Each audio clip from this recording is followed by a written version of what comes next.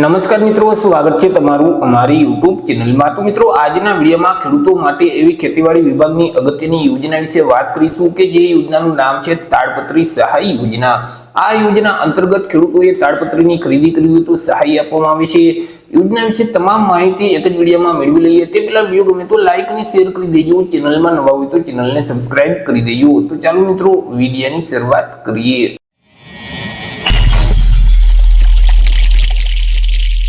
તો સૌથી પહેલા મિત્રો આપણે વાત કરી લેશું આજે તાડપત્રી સહાય યોજના છે તે યોજનાનો મુખ્ય હેતુ શું છે।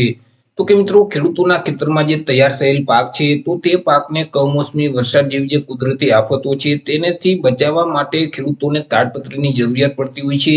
જેથી કરી ગુજરાત સરકારનું જે ખેતીવાડી વિભાગ છે તેના દ્વારા તાડપત્રી સહાય યોજના અમલમાં મૂકવામાં આવેલી છે કે જે યોજના અંતર્ગત ખેડૂતોએ તાડપત્રીની ખરીદી કરી હોય તો સહાય આપવામાં આવે છે। વાત કરી લઈએ લાભ વિશે કે આ યોજનાનો લાભ છે તે કોને કોને મળવા પાત્ર થશે। તો કે આ યોજનાનો લાભ છે તે રાજ્યના કોઈ પણ વર્ગના ખેડૂત ખાતેદારો છે તે મેળવી શકે છે। પછી તે કોઈ પણ વર્ગના ખેડૂતો હોય, SC category, ST category, OBC, EWS કે જનરલ, રાજ્યના કોઈ પણ ખેડૂત ખાતેદારોને યોજનાનો લાભ છે તે આપવામાં આવશે।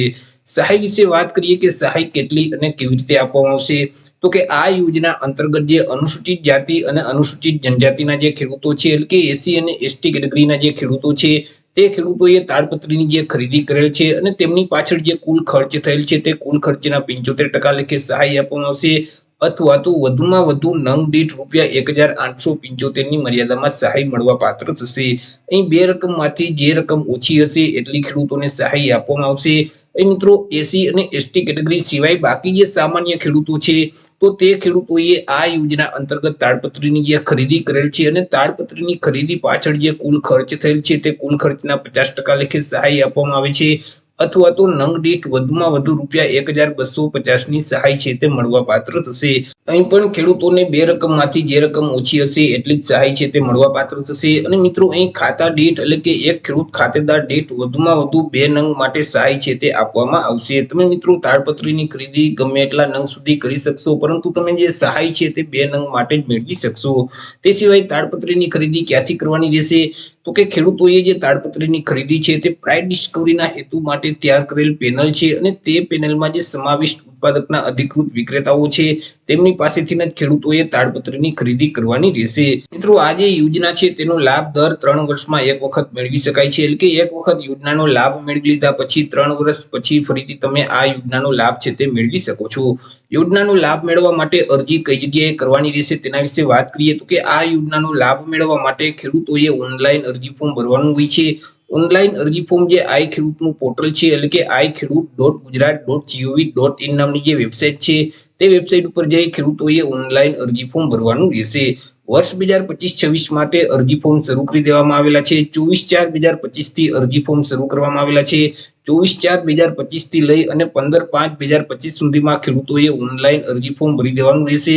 જો મિત્રો તમે ઘર બેઠા જ ઓનલાઈન અરજી ફોર્મ ભરાવવા માંગતા હોય તો અમારા જે વોટ્સએપ નંબર છે 6352228352 આ નંબર પર તમે વોટ્સએપ પર મેસેજ કરશો કે અમારે તાડપત્રી સહાય યોજનામાં અરજી ફોર્મ ભરવું છે તો તમને નજીવી ફી સાથે ઘર બેઠા જ ઓનલાઈન અરજી કરી દેવામાં આવશે।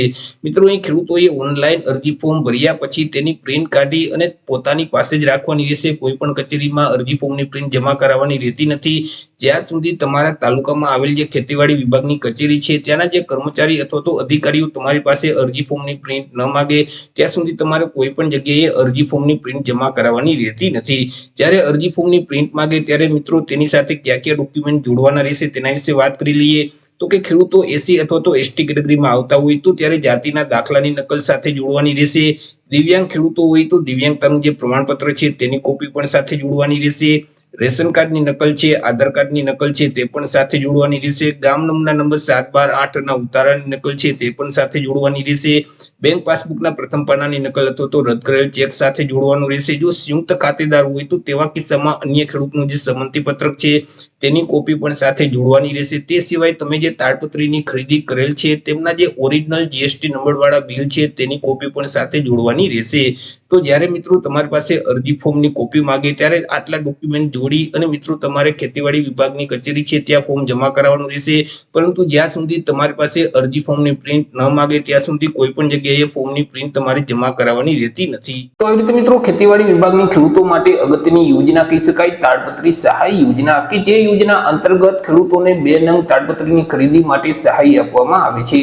તો આશા રાખું છું વિડીયો પસંદ પડ્યો હશે। વિડીયો પસંદ પડ્યો તો લાઈક અને શેર કરી દેજો। ચેનલમાં નવા હોય તો ચેનલને સબસ્ક્રાઇબ કરી દેજો। ફરી મળીશું એક નવા ટોપિક સાથે એક નવા જ વિડીયોમાં। ત્યાં સુધી જય હિન્દ, વંદે માતરમ।